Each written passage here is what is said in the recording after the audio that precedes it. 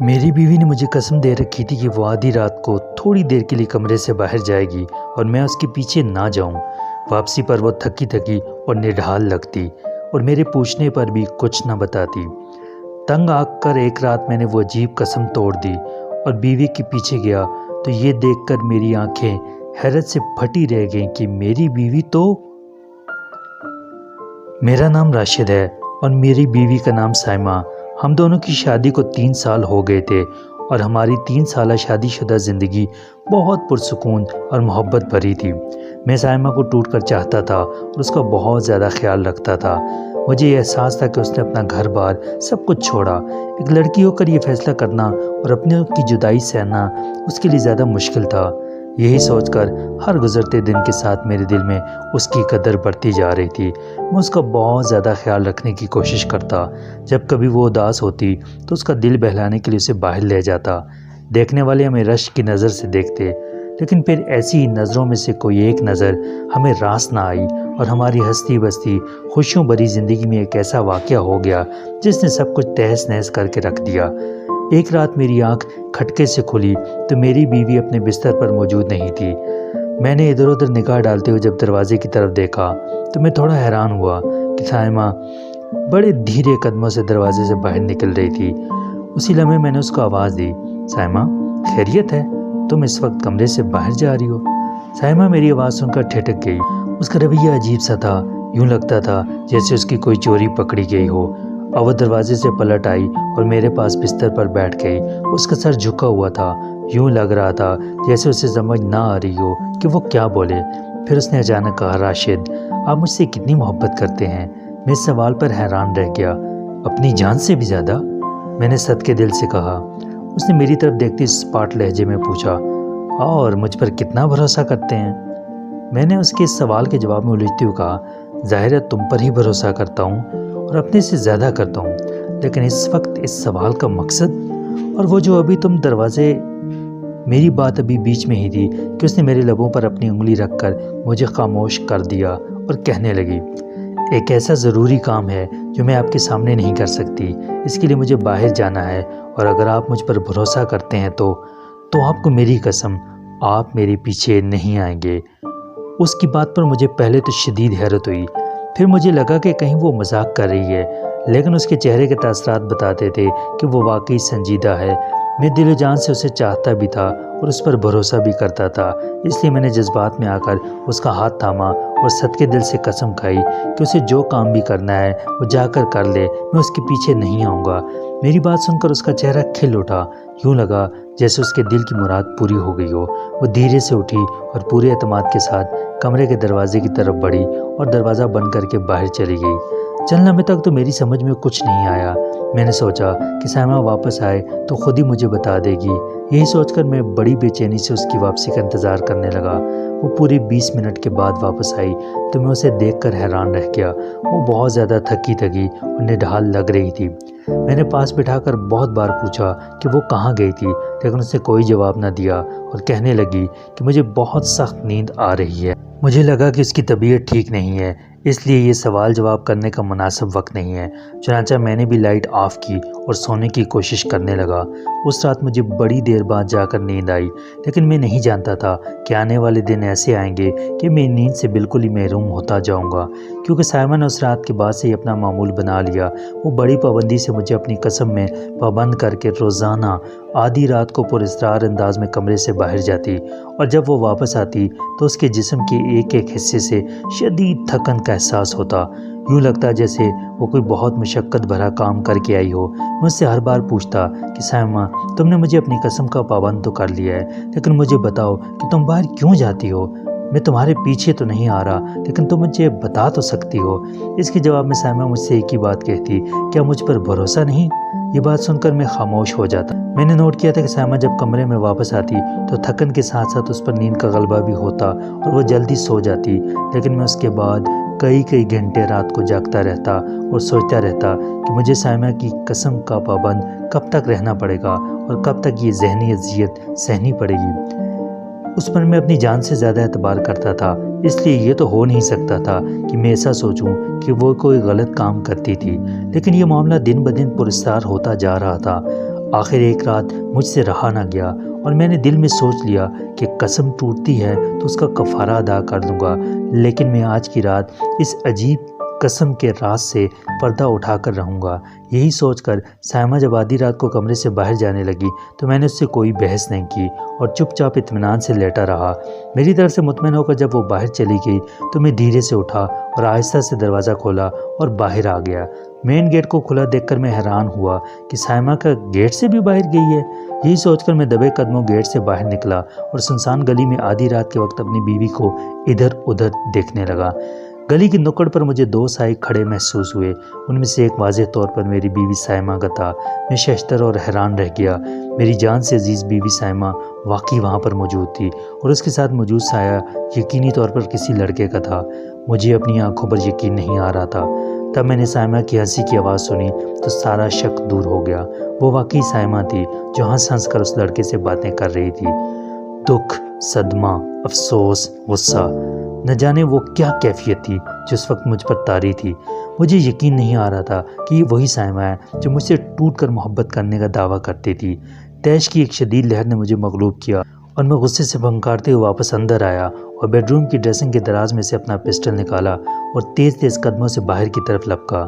سائمہ وہیں تھی، اس لڑکے سے ہنس ہنس کر باتیں کر رہی تھی۔ باوجود کوشش کے بھی میں اس لڑکے کو پہچان نہیں سکا۔ اس سے پہلے میں نے اسے کبھی نہیں دیکھا تھا۔ غصے سے میرا رواں رواں کانپ رہا تھا۔ میں نے پسٹل سیدھا کیا اور سائمہ کا نشانہ لیا۔ میری مجرم تو وہی تھی، اس لیے میرے دل میں اس کے لیے تمام تر محبت کے جذبات ختم ہو چکے تھے۔ سائمہ میرے ارادوں سے بے خبر اس لڑکے کے ساتھ ہنس ہنس کر باتیں کر رہی تھی۔ اگلے کچھ لمحے بڑے عجیب تھے۔ مجھے یوں لگ رہا تھا کہ کسی نے دہکتے ہوئے انگارے میرے دل پر لا رکھ دیے ہوں۔ اب سائمہ کو مرنا ہوگا۔ میں نے ہونٹ بھینچتے ہوئے ایک الوداعی نظر اس پر ڈالی اور چاہا کہ ٹریگر دبا دوں، لیکن نہ جانے کیوں میں ایسا نہیں کر پایا۔ وہ میری محبت ضرور تھی، لیکن میں بے غیرت نہیں تھا کہ اسے کسی اور کی طرف مائل دیکھ کر بھی معاف کر دیتا، اور معاف تو اسے کیا جاتا ہے جو معافی مانگ رہا ہو، جبکہ یہاں تو سائمہ کھلکھلا کر ہنس رہی تھی، باتیں کر رہی تھی، سرگوشیاں کر رہی تھی۔ نہ جانے کیسے اور کیوں میں نے گولی چلانے کی شدید ترین خواہش کو دبا دیا اور انتہائی تھکے تھکے انداز میں پسٹل والا ہاتھ جھکا دیا۔ میں جتنے جوش سے باہر گیا تھا اتنے ہی بوجھل قدموں سے واپس لوٹ آیا۔ پسٹل واپس اپنی جگہ رکھ کر میں بستر پر دراز ہو گیا۔ کئی دن ایسے ہی گزر گئے۔ اب میں نے سائمہ سے کچھ بھی پوچھنا چھوڑ دیا تھا۔ میں اس پر گولی تو نہیں چلا سکا تھا، لیکن اس کے ساتھ رہنے کی اذیت برداشت کرنا اب میرے بس سے باہر ہو رہا تھا۔ جب وہ کسی اور میں دلچسپی لے رہی تھی اور میرے ساتھ نہیں رہنا چاہتی تھی تو میں کیوں سے اس نکاح کے بندھن میں باندھ کر رکھوں۔ یہی سوچ کر میں نے چپ چاپ طلاق کے پیپرز تیار کروائے اور ساتھ ہی جس گھر میں ہم رہتے تھے وہ اس کے نام کر دیا۔ پھر کچھ دن بعد میں نے بوجھل دل کے ساتھ چپ چاپ وہ شہر چھوڑ دیا۔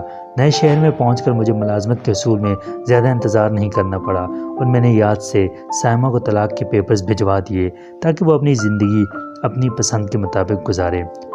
اب میں نے خود کو پتھر کر لیا تھا۔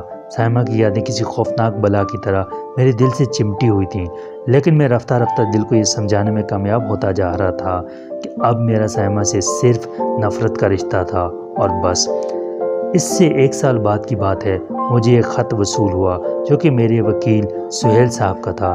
انہوں نے لکھا تھا کہ اس خط کے ساتھ ہی ایک لفافہ اور بھی ہے، اور وہ لفافہ کسی کیسر نامی شخص نے وکیل صاحب سے اصرار کر کے مجھے بھجوایا ہے۔ میں حیران رہ گیا کہ یہ کیسر کون ہے اور اس کا مجھ سے کیا کام۔ جب میں نے دوسرا لفافہ کھولا اور کیسر نامی اس شخص کا خط پڑھنا شروع کیا تو میرے وہم و گمان میں بھی نہیں تھا کہ یہ خط مجھ پر کیا کیا انکشافات کرنے والا ہے۔ لکھا تھا، راشد صاحب، میرا نام کیسر ہے۔ آپ مجھے شاید نام سے نہ جانتے ہوں، بلکہ میری آپ سے ملاقات بھی نہیں ہوئی۔ ہاں، ایک ادھوری ملاقات کہہ سکتے ہیں۔ جب میں آپ کی سابقہ بیوی سائمہ کے ساتھ گلی میں کھڑا تھا اور آپ سائمہ کی طرف پسٹل تانے کھڑے تھے۔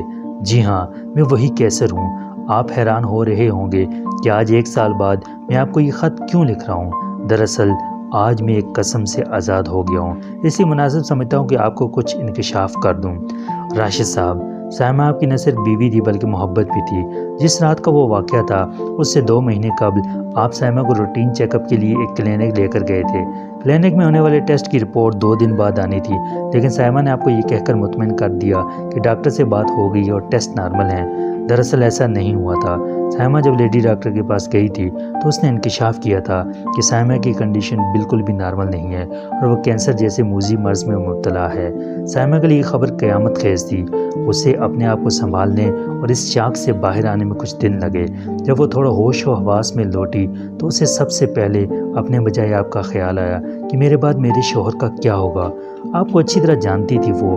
उसके दिल में ख्याल आया कि वो आपको दूसरी शादी की तरफ माइल करे और अपनी ज़िंदगी में ही आपकी दूसरी शादी करा दे, लेकिन वो आपको अच्छी तरह जानती थी कि आप ऐसा नहीं करेंगे। और वो ये भी जानती थी कि अगर आप उसकी बीमारी को भांप गए तो साइमा की दुनिया से जाने के बाद आप सारी उम्र तन्हा गुजारना पसंद करेंगे, लेकिन शादी का नाम नहीं लेंगे। वो बस मोहब्बत करना जानती थी और मोहब्बत करने वाले अपने आप से पहले जिससे मोहब्बत की जाती है उसका भला सोचते हैं। यही सोचकर उसने मुझसे रब्ता किया। मैं एक थिएटर आर्टिस्ट हूँ। उसने मुझे कसम दी कि जब तक वो ज़िंदा है मैं ये बात किसी को नहीं बताऊँगा। कसम लेने और इत्मीनान के बाद उसने मुझे सारी बात बताई और अपना मंसूबा बताया कि वो धीरे धीरे अपने शौहर यानी आपके दिल में अपने लिए नफ़रत डालेगी ताकि आप उससे बदजन होकर उसको छोड़ दें, और फिर एक वक्त आएगा कि शायद आप अपनी दुनिया में मगन हो जाएं और शादी कर लें। यही सोचकर उसने वो सारी हरकतें शुरू कर दी। वो चाहती थी कि आप तजस्सुस से मजबूर होकर उसके पीछे आएँ और अपनी आंखों से उसे किसी गैर लड़के के साथ बैठे और वक्त गुजारते हुए देखें ताकि वो आपके दिल से उतर जाए। और उसके मंसूबे के मुताबिक ही सब कुछ हुआ। आपने उसे मेरे साथ हंसी मजाक करते और बेहतरीन वक्त गुजारते देखा। आप पिस्टल लाए लेकिन आप पिस्टल चला नहीं सके। वो लम्हे बड़े ख़तरनाक थे, लेकिन साइमा को आप पर PhD करने का दावा था। इतना जानती थी वो आपको।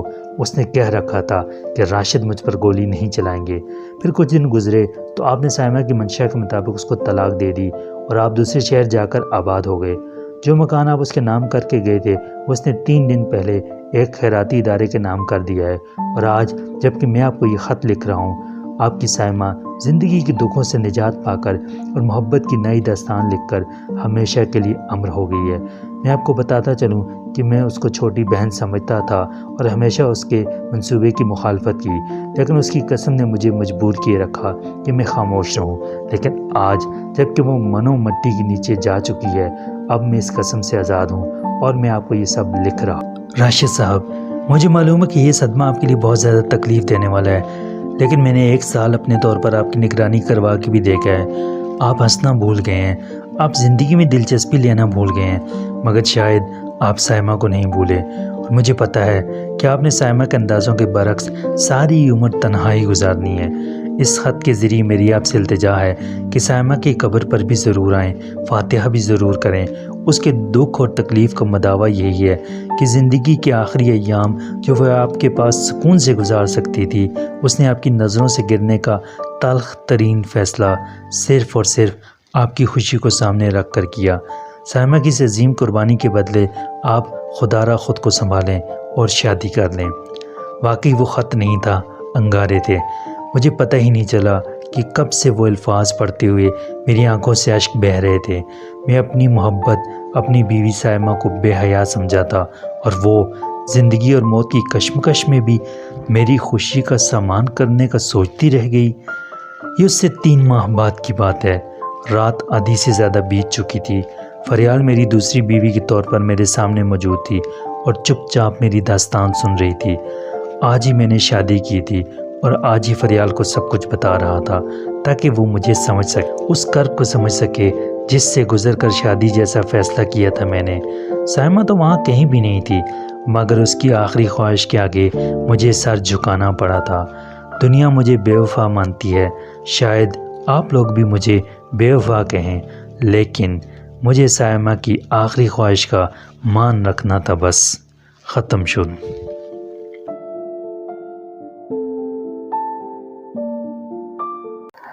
एक दिन मेरा कज़न आमिर अपने घर के दरवाजे पर खड़ा बाल संवार रहा था कि सामने वाले घर से एक लड़की ने आवाज़ देकर बुलाया। ये अनवर साहब की बेटी सोनिया थी। उसके वालिद फौत हो चुके थे, कोई बड़ा भाई न था। उसने आमिर को बुलाकर कहा कि हमारा टीवी ख़राब है, आप ठीक कर दीजिए। वो अपना सामान लेकर उसके घर चला गया। معمولی سا نسخہ درست کر دیا، کام کی اجرت بھی نہیں لی۔ سونیا اور اس کی ماں عامر کی مشکور ہوئیں۔ کچھ دنوں بعد سونیا دوبارہ آئی۔ آج پھر ٹی وی خراب ہو گیا تھا۔ عامر نے جا کر اسے دوبارہ ٹھیک کر دیا۔ اس طرح دونوں کی جان پہچان ہو گئی۔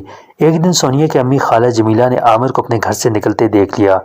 اس نے بیٹی سے باز پرس کی مگر وہ مکر گئی، لیکن ماں کو شک پڑ گیا، لہٰذا وہ عامر کے گھر گئی اور اس کی ماں کو جا کر سب بتا دیا۔ اس نے ایک کان سے سنا اور دوسرے کان سے نکال دیا کہ جوانی دیوانی کہی جاتی ہے۔ لڑکی کو بھی ماں کی بیوگی کا پاس نہ رہا تھا۔ جب عامر کہتا آؤ گھومنے چلیں، وہ اس کے ساتھ چلی جاتی اور دونوں شہر سے دور پارکوں میں گھومتے پھرتے تھے۔ ایک دن کا معاملہ نہ تھا، روز کی بات تھی۔ عامر روز ہی دکان سے غائب ہو جاتا تھا۔ ایک دن چچا اصغر نے ان کو بازار میں گھومتے دیکھ لیا تو آ کر چچا آصف کو بتا دیا۔ چچا آصف نے بیٹے کو آڑے ہاتھوں لیا، اسے اتنا مارا کہ حد کر دی۔ یہ منظر سونیا اپنے گھر کی بالکونی سے دیکھ رہی تھی۔ چچا کا خوشیوں بھرا گھر تھا، لیکن اب جیسے کسی کی نظر لگ گئی تھی۔ ان کے گھر کا سکون سونیا کی وجہ سے برباد ہو گیا۔ پریشانی کا عالم رہنے لگا تھا۔ خاص طور پر بہنیں اپنی بھائی کی فکر میں گھلنے لگیں، مگر یہ دونوں باز نہ آئے۔ جب موقع ملتا باہر ملنے چلے جاتے۔ اتفاق یہ کہ چچا کے کوئی جاننے والے دیکھ لیتے اور کبھی سونیا کا کوئی رشتہ دار اس کی ماں کو خبردار کرنے آ جاتا۔ سونیا کی ماں بھی اس وجہ سے بے حد دکھی ہو گئی تھی کہ خاوند کا سایہ سر پر نہ تھا، لڑکی کو کون سنبھالتا۔ ایک دن سونیا کے رشتے کے ماموں نے اسے عامر کے ساتھ دیکھا تو آ کر اس کی ماں کو بتا دیا۔ ماں بیچاری سوائے شرمندہ ہونے کے کیا کر سکتی تھی، وہ کوئی بہانہ بھی نہ بنا سکی۔ اس نے کہا بھائی صاحب آپ فکر نہ کریں، آج کے بعد میں اپنی لڑکی کا گھر سے باہر نکلنا ہی بند کر دوں گی۔ سونیا گھر آئی تو ماں مرنے مارنے کو تلی ہوئی تھی۔ پہلے تو اس نے لکڑی اٹھا لی اور لڑکی کو دھنک کر رکھ دیا۔ جب وہ رونے سے سکنے لگی تو ماں بھی رونے لگی اور جھولی پھیلا کر فریاد پناہ ہوئی کہ اے بیٹی خدا کے لیے میری بیوگی کی لاج رکھ لے اور میری عزت کا خیال کر، یوں عزت کو سرے بازار نیلام نہ کر۔ میں تمہارے آگے ہاتھ جوڑتی ہوں، تمہیں تمہارے مرے ہوئے باپ کا واسطہ دیتی ہوں کہ مجھے جینے دو، ورنہ ہم بدنامی کے اندھے کنویں میں گر جائیں گے، لوگ ہمیں یہاں رہنے نہ دیں گے۔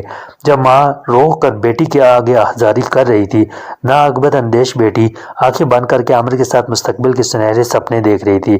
اس نے ماں کی باتوں کا دل پر بس اتنا اثر لیا کہ اگلے دن چھت پر عامر سے ملی اور کہا کہ اب ہمارا اس طرح ملنا محال ہو گیا ہے، کیوں نہ ہم کسی اور جگہ چلے جائیں اور وہاں جا کر شادی کر لیں۔ یہ ٹھیک نہ ہوگا، تمہاری بیوہ ماں کو بہت صدمہ ہوگا۔ سونیا ہم ایسا کوئی قدم نہ اٹھائیں گے، تم صبر کرو، انشاءاللہ میں ایک دن تم کو بیاہ کر لے جاؤں گا۔ اس دن صبح 4 بجے جب چچا آصف نماز کے لیے اٹھو، انہوں نے دیکھا کہ عامر گھر میں نہیں ہے۔ تب وہ اس کے لیے دروازے پر کھڑے ہو گئے کہ دیکھوں کدھر سے آتا ہے۔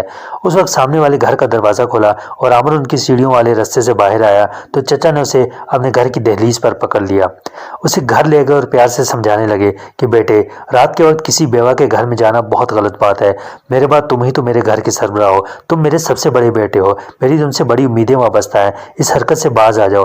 آخر میں تم کو کیسے سمجھاؤں؟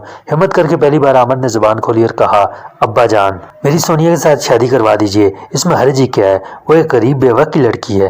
یہ بات نہیں ہے بیٹے، بات یہ ہے کہ وہ ہماری برادری کی نہیں ہے، خاندان والے میرے ساتھ کیا کریں گے تم سوچ بھی نہیں سکتے، تم پر اس لڑکی کی محبت کا بھوت سوار ہے۔ بیٹے میں تم کے ایک باپ کی حیثیت سے سمجھا رہا ہوں کہ اس شادی کا نتیجہ اچھا نہیں ہوگا، تیری چھوٹی بہنوں کی شادیاں بھی ہم کو گھروں میں کرنا پڑیں گی، میری عزت اب تمہارے ہاتھ میں ہے۔ آج ایک سخت گیر باپ اپنے بیٹے کے سامنے محنت سماجت سے بات کر رہا تھا۔ باپ کو مجبور دیکھ کر عامر کا دل بیٹھ گیا، بجھی ہوئی آواز میں کہا اچھا ابا جان، اگر آپ کی اتنی ہی مجبوریاں ہیں تو میں آپ کو مجبور نہیں دیکھ سکتا، ایک بیٹے کا بھی اپنے باپ کے لیے کوئی فرض بنتا ہے۔ یہ بات دل پر پتھر رکھ کر اس نے اپنے باپ سے کہی تھی۔ بیٹے کی سعادت مندی پر باپ خوش ہو گیا۔ کچھ دنوں تک دونوں نے بہت صبر و ضبط سے کام لیا۔ سونیا چھت سے عامر کے صحن کو دیکھتی تھی اور عامر سے دیکھ کر نظریں نیچے کر لیتا تھا۔ دونوں کے دلوں میں ایک طوفان بنتا جو تباہی کی علامت تھا۔ انہی دنوں عامر کے والد نے اس کے لیے لڑکی تلاش کر لی جو ان کے اپنے خاندان سے تھی۔ گھر والے سمجھ رہے تھے کہ وہ منگنی کرا کے سب کچھ بھول جائے گا، مگر ایسا نہیں ہوا۔ عامر نے سوچا اس چورے سے نمٹنے کے لیے کیوں نہ منگنی کر لوں، ان کی پریشانی تو ختم ہو جائے، باقی بعد میں دیکھی جائے گی۔ عامر کی منگنی دھوم دھام سے ہو گئی۔ جب سونیا کو پتہ چلا تو اس نے ماچس کی تیلیوں سے اپنے بازو اور ہاتھوں کو جلایا اور رات بھر سسکتی رہی۔ جب عامر کو پتہ چلا کہ سونیا نے خود کو جلایا ہے تو وہ اس سے ملا اور یقین دلایا کہ یہ منگنی عارضی ہے، میں نے اپنے گھر والوں کو خوش کرنے کے لیے ایسا کام کیا تاکہ گھر میں پریشانی ختم ہو۔ میں بعد میں منگنی توڑ دوں گا اور شادی تم سے ہی کروں گا۔ عامر کی یقین دلانے پر سونیا کی پریشانی کچھ کم ہوئی۔ سونیا کی ماں نے انہیں ملاقات کرتے ہوئے دیکھا تو اس نے بھی دل میں ٹھان لی کہ اب سونیا کو اس کے گھر کا کرنا ہے۔ وہ اس مشن پر نواب شاہ چلی گئیں جہاں اس کی بہن کا گھر تھا اور اس کا بیٹا کبھی کبھی آتا تھا۔ اسے بھی سونیا پسند تھی۔ وہ بہن سے منگنی کی تاریخ لے آئی اور سونیا کو بتا دیا۔ وہ رونے لگی۔ امی جان، جب آپ جانتی ہیں میں عامر سے شادی کرنا چاہتی ہوں تو آپ میری منگنی کی تاریخ کیوں طے کر آئی ہیں؟ میں بھی آپ کے بھانجے سے شادی نہ کروں گی۔ پگلی، جب عامر نے منگنی کرا لی ہے تو کس آس پر بیٹھی ہے؟ وہ لوگ ہمیں کمتر جانتے ہیں۔ آصف صاحب کبھی اپنے بیٹے کا رشتہ تم سے نہ کریں گے۔ ان خیالات سے اپنا دل و دماغ صاف کر لے۔ اپنی زندگی اور میری مجبوریوں کے بارے میں سوچ کہ ہم نے بھی جینا ہے۔ یوں ماں نے کہہ سن کر اسے قائل کر لیا۔ ان دنوں سونیا کے گھر کے مالی حالات بہت خراب تھے۔ ایک بہن شادی شدہ تھی، گھر میں بیوہ ماں سلائی کرتی اور کوئی دوسرا کمانے والا موجود نہ تھا۔ اس کے باوجود سونیا نے عامر کو کبھی اپنی مشکلات نہ بتائیں۔ ایک بار عامر نے خود کچھ رقم دینی چاہی کیونکہ وہ ان کے حالات جانتا تھا، لیکن سونیا نے لینے سے انکار کر دیا۔ بولی، مجھے پیسوں کا لالچ نہیں، تم مجھے مالی امداد دے کر میری نظروں سے نہ گراؤ۔ غرض بہت اصرار پر بھی اس نے رقم نہ لی۔ جب گھر کے مالی حالات بہت خراب ہو گئے تو مجبوراً اس نے گارمنٹ فیکٹری میں ملازمت کر لی۔ عامر کو پتہ چلا تو وہ فیکٹری گیا اور کہا کہ تم نے یہاں کیوں ملازمت کی ہے جبکہ میں ہوں تمہارے ساتھ؟ جو ضرورت ہے مجھ سے کہو، میں پوری کروں گا۔ یہ بہت نامناسب بات ہے عامر، تم نے میرے گھر والوں کا ٹھیکہ تو نہیں لیا؟ جب لوگوں کو پتہ چلے گا کہ ہمارے گھر کا خرچہ تم چلاتے ہو تو ہم کتنے رسوا اور بدنام ہو جائیں گے، لوگ ہمیں جینے نہیں دیں گے۔ سونیا غریب ضرور تھی مگر بہت خوددار تھی۔ فیکٹری میں ملازمت کرنے کا یہ فائدہ ہوا کہ اب عامر اسے وہاں جا کر مل لیتا تھا اور روز چھٹی کے وقت اسے اپنے ساتھ لے آتا تھا۔ ایک روز جبکہ سونیا کی ماں نواب شاہ گئی ہوئی تھی، رات کے وقت سونیا نے اسے بلا لیا۔ ماں جاتے ہوئے اپنی شادی شدہ بیٹی عرفانہ کو سونیا کے پاس رہنے کا کہہ گئی تھی۔ رات کے 2 بجے اتفاقاً عرفانہ کی آنکھ کھلی تو اس نے عامر کو چھت پر سونیا کے ساتھ باتیں کرتے پایا۔ اسے عرفانہ نے گھر سے نکل جانے کو کہا۔ جاتے ہوئے عامر نے سونیا کو قسم دی کہ تمہاری باجی تم پر غصہ کریں اور جو بھی غصے میں کہیں تم نے جواب نہیں دینا بلکہ چپ رہنا، کیونکہ تم لوگوں کی آواز اونچی ہوئی تو ہمارے گھر تک باتیں سنائی دیں گی، والد صاحب کی آنکھ کھل جائے گی، وہ اٹھ گئے تو وہ کچھ ہو جائے گا جو ابھی تک نہیں ہوا۔ ابھی عامر سیڑھیوں سے نیچے اتر رہا تھا کہ دونوں بہنوں میں زبردست لڑائی ہو گئی۔ عرفانہ نے عامر کو بددعائیں دی تو سونیا اس سے لڑ پڑی۔ چونکہ دونوں اپنی چھت پر لڑ رہی اس لیے ان کی آواز میں صحن اور گلی میں تو کیا پاس پڑوس کے گھروں میں بھی شور شرابہ سنائی دے رہا تھا۔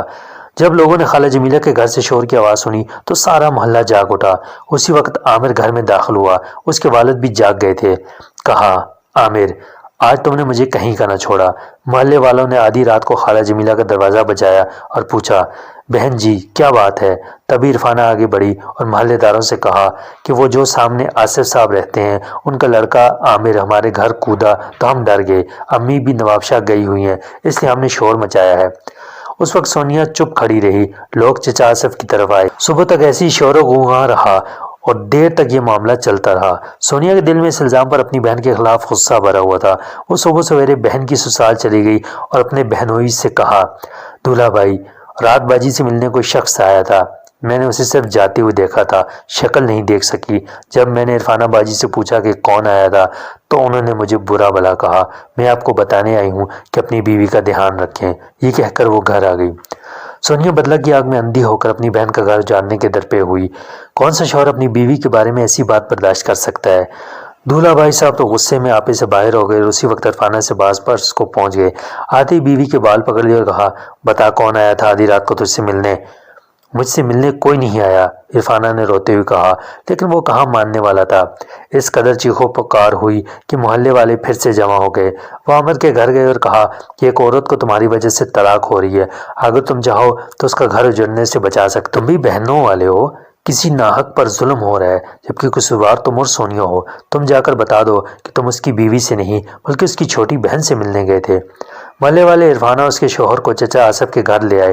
تب عامر نے کہا، بھائی تمہاری بیوی میری بہن ہے، میرا اس کے ساتھ تعلق ایک بھائی جیسا ہے۔ میں سونیا سے ملنے گیا تھا کیونکہ ہم شادی کرنا چاہتے ہیں۔ آپ کیوں اس بیچاری پر ظلم کر رہے ہیں؟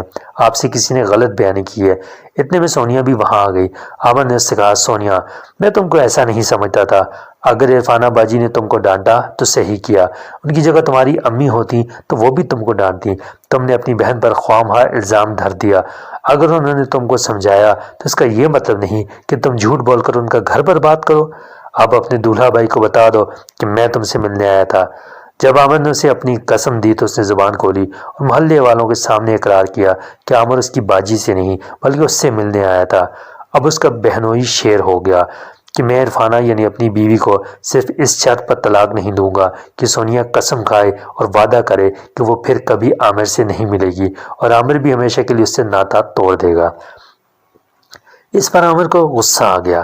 اس نے محلے والوں سے کہا کہ اس شخص کو یہاں سے لے جاؤ، سونیا اور میرا مسئلہ ہمارے والدین کا ہے، وہی حل کریں گے۔ محلے والے سونیا، عرفانہ اس کے شوہر کو لے گئے۔ عامر اور سونیا علاقے میں بدنام ہو چکے تھے، ان کے گھروں میں کوہرام مچا ہوا تھا۔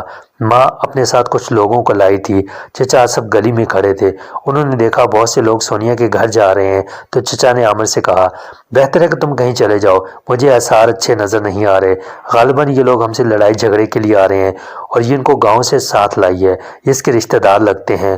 عامر نہیں جانا چاہتا تھا، لیکن جب گھر والوں نے سمجھایا کہ خدا کے لیے کچھ دنوں کے لیے چلے جاؤ یہاں سے، ورنہ یہاں کسی کا خون ہو جائے گا۔ ماں بیچاری بیمار تھی۔ جب اسے پتہ چلا کہ کچھ لوگ اس کے بیٹے سے لڑنے کے لیے آئے ہوئے ہیں تو اس کی حالت غیر ہو گئی۔ وہ ہاتھ جوڑنے لگی کہ بیٹا خدا کے لیے تم کہیں چلے جاؤ۔ عامر نے سوچا کہ ماں باپ کا دل دکھانا اچھا نہیں، کہیں واقعی جھگڑا نہ ہو جائے۔ اس نے کہا، ٹھیک ہے، میں لاہور ماموں کے گھر چلا جاتا ہوں، جب یہاں کے حالات سنبھل جائیں گے تو مجھے فون کر دینا، آ جاؤں گا۔ عامر چلا گیا۔ پیچھے سونیا کے ساتھ یہ ہوا کہ اس کا نکاح اس کی ماں نے رشتہ داروں کے ساتھ مل کر زبردستی اپنے بھانجے سے کروا دیا۔ وہ روتی رہی، کسی نے اس کی نہ سنی۔ اسے زبردستی پکڑ کر گاڑی میں چڑھایا اور سسرالی ساتھ لے گئے۔ لڑکی کی چیخو پکار سے دولہا کو بھی پتہ چل گیا کہ وہ کسی اور سے شادی کی آرزومند ہے، تبھی شادی پر راضی نہیں ہو رہی ہے۔ لیکن وہ شریف خاندان کا لڑکا اس وقت اپنی اور اپنے خاندان کی عزت بچانے کو خاموش رہا۔ سونیا کے بہنوئی نے بڑھ چڑھ کر اس مارکے میں حصہ لیا تھا۔ جب عامر گھر واپس آیا تو پوچھا، معاملے کا کیا ہوا؟ کیا وہ لوگ چلے گئے؟ چچا جان بولے، بس بیٹے وہ لوگ چلے گئے، وہ بیاہنے آئے تھے لڑکی کو، دراصل ہم ہی غلط سمجھے۔ یہ سن کر عامر جہاں کھڑا تھا وہیں بیٹھ گیا۔ وہ کئی دنوں تک ایک ہی حالت میں ایک جگہ پڑا رہا۔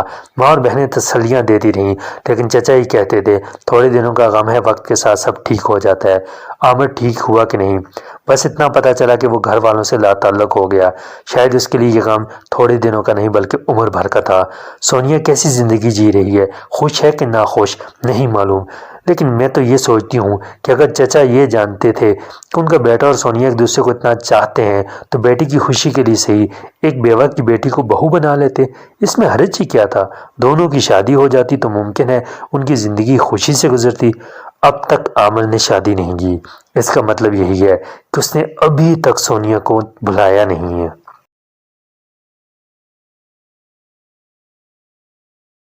میری والدہ کا تعلق ایک معزز قبیلے سے تھا، لیکن اس قبیلے کے رواج کے مطابق لڑکی کی شادی رقم کے عوض کی جاتی تھی۔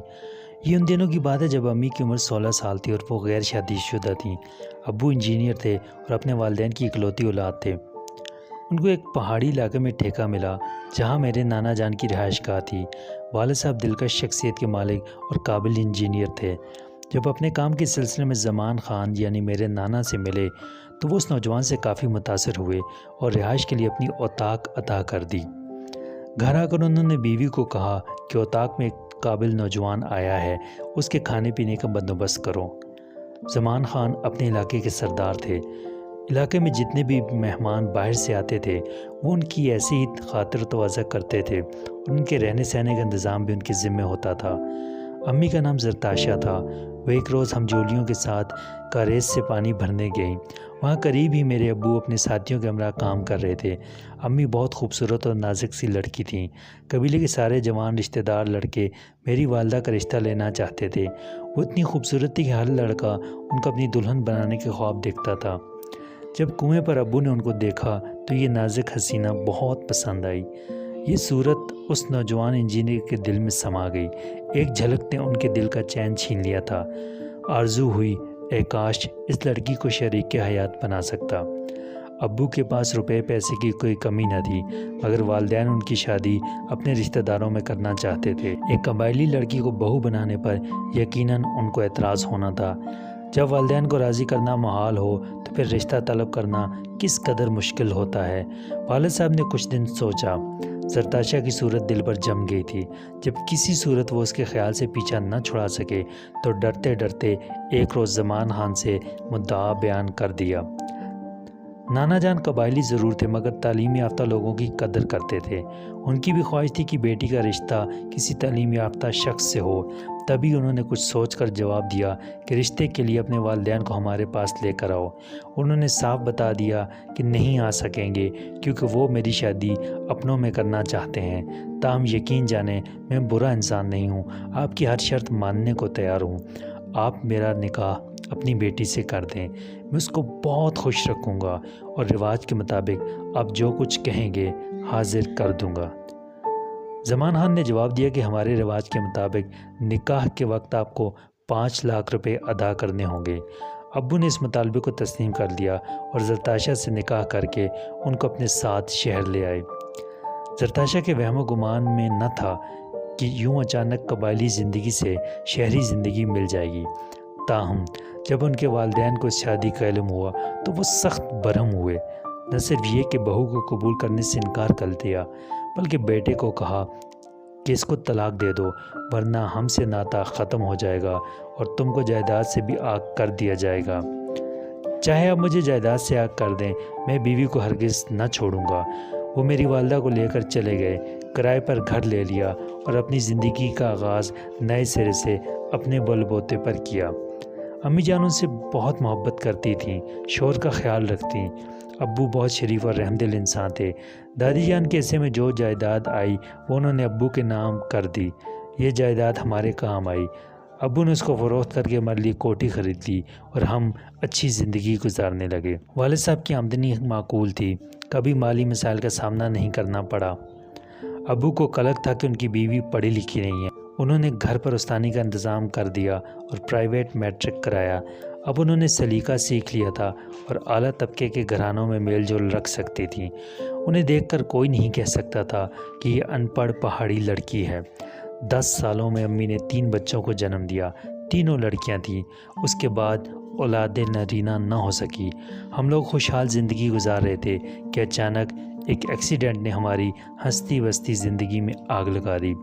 والد صاحب ہمارا بہت خیال رکھتے تھے، انہوں نے کبھی ہماری کوئی خواہش رد نہیں کی۔ بیوی پر وہ جان دیتے تھے، ہر وقت کہتے تھے زرتاشا تم جیسی 18 سال پہلی تھی آج بھی تمہارا وہی رنگ و روپ ہے، میں ضرور عمر رسیدہ ہو گیا ہوں۔ امی ہنس کر جواب دیتی آپ کمال کرتے ہیں، آپ جانے کیوں ایسا کہتے ہیں، حالانکہ آپ جوانوں سے زیادہ جوان لگتے ہیں، آپ کو تو ایک بال بھی سفید نہیں ہوا۔ لوگ کہتے اشرف کا کوئی بیٹا نہیں ہے، تب ابو اس بات کا برا مناتے کیونکہ وہ ہم بیٹیوں کو ہی بیٹے جانتے تھے اور ہم سے بہت پیار کرتے تھے۔ اکمل انکل والد صاحب کے گہرے دوست تھے، وہ بھی انجینئر تھے، ان کی بیوی کالج کی پرنسپل تھیں اور وہ ابو کے ساتھ پڑھتے تھے، جاب بھی ساتھ۔ ایک روز اکمل انکل نے ابو سے کہا میرا بیٹا علی اب انجینئرنگ کر چکا ہے، میری خواہش ہے کہ تمہاری بیٹی عاتقہ کو بہو بنا کر ہم دوستی کے رشتے کو رشتہ داری میں بدل دیں۔ میری بھی یہی خواہش ہے، ابو نے پرمسرت لہجے میں جواب دیا۔ امی بھی اس رشتے پر خوش تھیں کیونکہ علی نہ صرف خوبصورت تھا بلکہ بہت اچھا اور لائق لڑکا تھا۔ اس طرح کافی دھوم دھام سے میری منگنی علی سے ہو گئی۔ منگنی سے پہلے بھی علی اور میں گپ شپ کرتے تھے لیکن یہ کبھی نہ سوچا تھا کہ وہ میرا ہم سفر بن جائے گا۔ سب گھر والوں کے ساتھ آج میں اور علی بھی خوش تھے۔ منگنی کے موقع پر ابو اپنے والدین کے پاس گئے اور معافی کی درخواست کی کہ اب وہ پرانی باتیں بھول کر ان کو گلے سے لگا لیں۔ دادا دادی نے ان کو معاف کر دیا اور میری منگنی میں آ گئے۔ اس صلح پر میرے والدین کی خوشی کا کوئی ٹھکانہ نہ تھا۔ منگنی کے بعد علی زیادہ ہمارے یہاں آنے جانے لگا۔ ابو مجھے اس سے بات کرنے سے نہ روکتے، اکثر وہ مجھے گھمانے باہر بھی لے جاتا، میری بہنیں بھی ساتھ ہوتیں اور ہم ہنسی خوشی پر لطف وقت گزارتے۔ خدا جانے میری خوشیوں کو کس کی نظر لگ گئی کہ ایک روز ابو لاہور گئے تو واپسی میں ملتان کے پاس ان کی گاڑی کا ایک ٹرک کے ساتھ حادثہ ہو گیا۔ وہ شدید زخمی ہو گئے اور ان کی ایک ٹانگ بری طرح کچلی گئی اور سر میں شدید ضربات آئیں۔ کافی عرصہ ان کو اسپتال میں رہنا پڑا۔ جب صحت یاب ہو کر گھر آئے تو ان کی یادداشت کمزور ہو چکی تھی اور ان کا رویہ نارمل نہ رہا تھا۔ بات بات پہ غصہ آ جاتا تھا، ہر بات کو منفی انداز میں سوچنے لگے تھے۔ امی نے ملک کے تمام بڑے نیورو سرجنوں کو دکھایا مگر ابو کی حالت ٹھیک نہ ہوئی۔ اس بیماری کی وجہ سے وہ بہت زیادہ تبدیل ہو گئے۔ اب وہ ہر کسی کو مشکوک نظروں سے دیکھتے، خاص طور پر ہر لمحہ امی پر نظر رکھتے کہ وہ کیا کر رہی ہیں اور کس سے مل رہی ہیں، کہاں آ جا رہی ہیں۔ ایک دن وہ بازار جانے لگیں تو بولے، سچ سچ بتاؤ کس سے ملنے جا رہی ہو؟ کیا کوئی دوست بنا رکھا ہے؟ یہ سن کر وہ رونے لگیں۔ کہا، آپ بلا وجہ مجھ پر شک کر رہے ہیں، آپ میرے ساتھ چلیں اور خود دیکھ لیں کہ میں کس سے ملتی ہوں۔ ابو ان کے ساتھ بازار چلے گئے۔ وہاں شومئی قسمت امی کا خالازاد نظر آ گیا۔ اسے دیکھتی انہوں نے دوپٹے میں منہ چھپا لیا، مگر امی کا غزن جو ان کو پہچان چکا تھا دوڑ کر ان کے پاس آ گیا، کہنے لگا، زرتاشا بہن کیسی ہو؟ قسمت کی بات کہ آج تم یہاں نظر آ گئی ہو۔ یہ سنتے ہی والدہ وہیں ٹھہر گئیں۔ بولے، کون ہو تم؟ اس نے کہا، میں ان کی خالہ کا بیٹا ہوں۔ اچھا، تو یہ تم سے مراسم رکھے ہوئے اور تم سے ملنے آتی ہے؟ بتاؤ کیا تعلق ہے تم دونوں کا؟ امی بیچاری روکتی رہ گئیں کہ آپ کو کیا ہو گیا ہے، یہ کیسی باتیں کر رہے ہیں، مگر وہ جھگڑنے لگے۔ اس پر بہت سے لوگ اکٹھے ہو گئے۔ ابو طیش میں آ کر اس آدمی کو مارنے لگے۔ لوگوں نے چھڑایا۔ امی ابو کو لے کر گھر آ گئے تو آتے ہی والد نے بیوی کو بے دردی سے پیٹ دیا، اتنا مارا کہ امی بے ہوش ہو گئیں۔ کمرہ اندر سے بند کر کے ابو نے مارا تھا اور ہم میں سے کسی کو پاس نہ آنے دیا تھا۔ ہم باہر سے چیختی رہیں کہ ابو آپ کو کیا ہو گیا ہے، امی کو مت ماریں، امی مر جائیں گی۔ جب ہم نے اپنی ماں کی بری حالت دیکھی تو تینوں بہنیں زاروں قطار رونے لگیں۔ میں نے اکمل انکل اور علی کو فون کرنا چاہا تو میرے باپ نے فون اٹھا کر باہر پھینک دیا اور کہا کہ خبردار اگر کسی کو کچھ بتایا، یہ ہمارے گھر کا معاملہ ہے۔ ان کا ظالمانہ رویہ دیکھ کر ہماری روح کانپ اٹھی۔ میری بہنیں اور میں امی سے لپٹ لپٹ کر رو رہی تھیں اور ماں کو ہم تسلیاں دے رہے تھیں۔ تھوڑی دیر بعد والد کمرے میں آئے تو ہم خوفزدہ ہو گئیں۔ انہوں نے امی سے کہا کہ چلو اٹھو، میں تم کو ڈاکٹر کے پاس لے چلوں، بہت مارا ہے، زخم پڑ گئے ہیں، تم کو درد ہو رہا ہوگا۔ امی ڈر سے چپ رہیں، پھر زور سے چیخ کر کہا، چلتی ہو کہ نہیں؟ تو وہ دوڑ کر فوراً کھڑی ہو گئیں۔ وہ امی کو لے کر چلے گئے۔ ہم تینوں بہنیں رو رو کر دعا کرتی رہیں، خدا کرے ہماری ماں صحیح سلامت واپس آ جائے۔ نہ جانے یہ ان کو کہاں لے گئے ہیں۔ ہم کو تو وہ تالے میں بند کر گئے تھے تاکہ کسی سے مدد نہ مانگ سکیں۔ 1 گھنٹہ گزر گیا لیکن ابو اور امی واپس نہ آئے تو دل گھبرانے لگا۔ پھر تالا کھولنے کی آواز آئی، تب ابو اور امی اندر داخل ہوئے۔ والدہ کے سر پر پٹیاں بندھی ہوئی تھیں۔ انہوں نے بیوی کو بستر پر لٹا دیا۔ ہم سے کہا، جا کر سو جاؤ، کافی رات ہو گئی ہے، تمہاری ماں اب ٹھیک ہے، مری نہیں، بچ گئی ہے۔ ہم کو چین کہاں تھا۔ ماں کی ایسی حالت پر ہم ایک دوسرے سے لپٹ کر روتی تھیں۔ میں بڑی تھی، دونوں چھوٹی بہنوں کو تسلیاں دیتی تھی کہ رو مت، سب ٹھیک ہو جائے گا۔ ابو کو کوئی ایسی دماغی چوٹ آئی ہے کہ ان کو پتہ ہی نہیں چلتا کہ وہ کیا کر رہے ہیں۔ صبح سویرے امی جان اٹھ جاتی، ملازم سے ناشتہ تیار کراتی اور ٹیبل لگواتی۔ واقعہ کہ اگلے دن ابو صبح اٹھ کر آئے تو میز پر ناشتہ نہ لگا تھا۔ امی کو زور زور سے پکارنے لگے۔ میری آنکھ ان کے چلانے پر کھل گئی۔ بھاگ کر باہر آئی تو امی بھی اٹھ گئی تھی۔ والد نے چلا کر کہا کہ ناشتہ کیوں نہیں لگا ابھی تک؟ امی بولی، چوٹوں میں درد تھا، اٹھ نہیں سکتی تھی، ابھی خانسامہ سے کہتی ہوں۔ والد نے گلاس اٹھا کر غصے سے مارا تو ٹیبل ٹوٹ گئی کیونکہ شیشے کی تھی۔ میں نہیں کرتا ناشتہ، اب تمہاری یہ لاڈلی بیٹیاں کریں گی۔ اس کے بعد انہوں نے تالا اٹھایا اور کہا، باہر سے تالا لگا کر جا رہا ہوں۔ ابو میں نے کالج جانا ہے، میں نے کہا۔ بولے، کوئی کالج والے نہیں جائے گا، تم سب گھر پر رہو گی، تم لوگ بھی ماں کی طرح باہر دوستوں سے ملنے جاتی ہوگی۔ دن رات ہم بہنیں زاروں قطار روتی تھیں۔ علی اور اکمل انکل کے سوا ہمارا کوئی نہ تھا۔ میں دعا کرتی تھی کہ انکل اور علی ہمارے گھر آ جائیں اور ہماری حالت دیکھ لیں۔ کچھ دن بعد انکل اور آنٹی ہمارے گھر آ گئے۔ علی بھی ہمراہ تھا۔ انہوں نے ابو سے کہا کہ کہاں گم ہو یار، کتنے دن سے فون کر رہا ہوں، تمہارا نمبر ہی بند ہے، فون خراب ہے کیا؟ ہاں، سب گاؤں والوں کے فون خراب ہیں، انہوں نے جواب دیا۔ پھر علی نے پوچھا عاتقہ کہاں ہے، وہ نظر نہیں آ رہی۔ وہ مجھے آواز دینے لگا تو والد بولے کہ وہ پڑھ رہی ہے، تم اس کے کمرے میں مت جاؤ، یہیں بیٹھو۔ وہ خاموش ہو گیا۔ انکل نے امی کی خاموشی کی وجہ پوچھی تو ابو نے ٹوک دیا۔ ابو ایسی باتیں کر رہے تھے کہ وہ ان کا منہ تکنے لگے۔ میں چاہتی تھی کہ ان کو سب کچھ بتا دوں کہ کیا ہو گیا ہے میرے باپ کو، یہ اپنے حواسوں میں نہیں رہے ہیں، مگر والد کے ڈر سے کمرے سے نہیں نکلی۔ ایک روز میری چھوٹی بہنیں اپنے کمرے میں ٹیپ پر گانے سن رہی تھی کہ ابو آ گئے۔ ان کو بالوں سے پکڑ کر مارنے لگے کہ یہ کیا تم لوگوں نے ناچ گانا لگا رکھا ہے، آج کمرے میں ناچ گانا ہو رہا ہے، کل دنیا کے سامنے بھی ایسا ہی کرو گی۔ انہوں نے بیٹیوں کو خوب مارا، جبکہ میں خوف سے ان کو چھڑا بھی نہ سکی۔ امی کی صحت روز بروز خراب رہنے لگی تھی۔ شوہر کی اوٹ پٹانگ باتیں اور حرکتیں ان کو گھلا رہی تھیں۔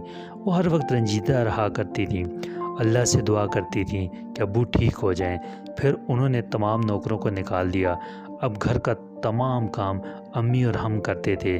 ایک روز علی آیا، اس وقت ابو گھر پر تھے، میں باہر برآمدے میں بیٹھی تھی۔ آتے ہی کہنے لگا دیکھو تمہارے لیے ایک سرپرائز ہے۔ اس کے ہاتھ میں ایک چابی تھی، یہ نئی گاڑی کی ہے، آج ہی لی ہے، سوچا سب سے پہلے تم کو اس گاڑی میں بٹھاؤں، چلو باہر گھومنے چلتے ہیں، ثانیہ اور سونیا کو بھی ساتھ لے لو۔ وہ اپنی دھن میں کہے جا رہا تھا اور میری سٹی گم تھی، خوف سے آواز بھی نہ نکل رہی تھی۔ اندر ابو بیٹھے تھے، وہی ہوا جس کا ڈر تھا۔ ابو باہر آ کر علی پر برسنے لگے کہ دفع ہو جاؤ، تم میری بیٹی کو اغوا کرنے آئے ہو۔ اس نے کہا انکل آپ کو کیا ہو گیا ہے، میں عاتقہ کا منگیتر ہوں، بھلا کیوں اغوا کروں گا؟ آپ خود اس کی شادی مجھ سے کرنے والے ہیں۔ میں اور امی ابو کے اس رویے پر شرمندہ ہو رہے تھے اور وہ علی کو دھکے دے رہے تھے۔ انہوں نے دھکے دے کر علی کو گھر سے باہر کر دیا، پھر ہم سب کو کھینچ کر لائے اور کمرے میں لاک کر دیا۔ تھوڑی دیر بعد انکل کا فون آیا۔ انہوں نے ابو سے دریافت کیا کہ تمہاری طبیعت تو ٹھیک ہے، تم نے ایسا سلوک علی کے ساتھ کیوں کیا؟ ابو بولے کون علی؟ وہ جو میری بیٹی کو اغوا کرنے آیا تھا، آئندہ آیا تو میں اس کو گولی مار دوں گا۔ واقعی ابو کا دماغ چل گیا تھا۔ اگلے روز وہ ہم کو شہر سے دور ایک بنگلے میں لے آئے، یہ ان کے ایک دوست کا تھا۔ یہاں لا کر بھی انہوں نے ہم ماں بیٹیوں کو کمرے میں قید کر دیا اور باہر سے تالا لگا دیا۔ وہ دن میں ایک بار آتے، ہم کو کھانا پانی دے کر چلے جاتے، کہتے تھے تمہاری حفاظت کا بس یہی ایک طریقہ ہے، ورنہ بدمعاش تم کو اغوا کر لیں گے۔ امی اور ہم بیٹیاں ابو کے اس طرز سلوک پر بہت زیادہ غمزدہ تھیں۔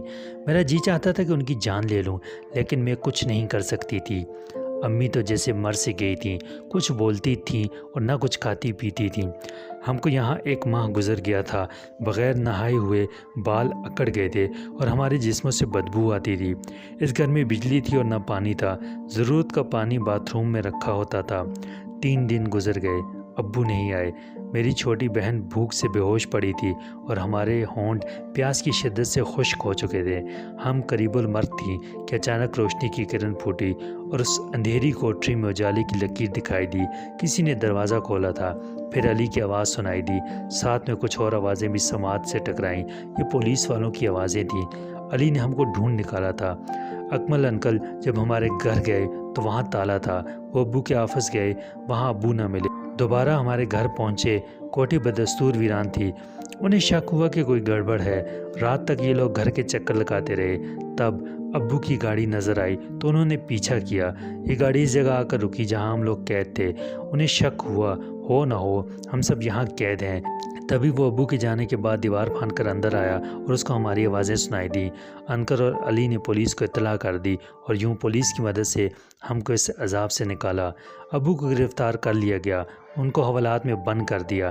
وہاں ان کی ذہنی حالت بگڑتی گئی تو انہیں دماغی امراض کے اسپتال میں ڈال دیا گیا۔ ہمارے ہنستے بستے گھر کو جانے کس کی نظر لگ گئی، سب کچھ بکھر گیا، برباد ہو گیا۔ امی کافی عرصہ بیمار رہیں، غم اور ذہنی جسمانی اذیت سے ان کی حالت بگڑ گئی تھی۔ علاج سے رفتہ رفتہ وہ صحت یاب ہو گئیں۔ آپ میری تحریر پڑھ کر حیران ہو رہے ہوں گے کہ کیا ایک باپ اپنی بیٹیوں اور اور ایک شوہر اپنی بیوی سے ایسا سلوک کر سکتا ہے جبکہ وہ بیوی اور اولاد سے جان و دل سے پیار کرتا ہو؟ لیکن ابو کا بھی قصور نہ تھا۔ دماغ پر چوٹ لگنے سے وہ بالکل دوسرے انسان بن گئے تھے، ایک نارمل آدمی سے ایک وحشی بن گئے تھے۔ ہم لوگوں نے جو اذیت برداشت کی اس وقت کو سوچ کر ہمارا دل غم سے پھٹنے لگتا ہے۔ یہ تو اللہ کا شکر ہے جس نے ہماری مدد کی اور ہم بچ گئے، ورنہ کچھ دنوں بعد اس ویران بنگلے سے ہماری لاشیں ہی ملتی۔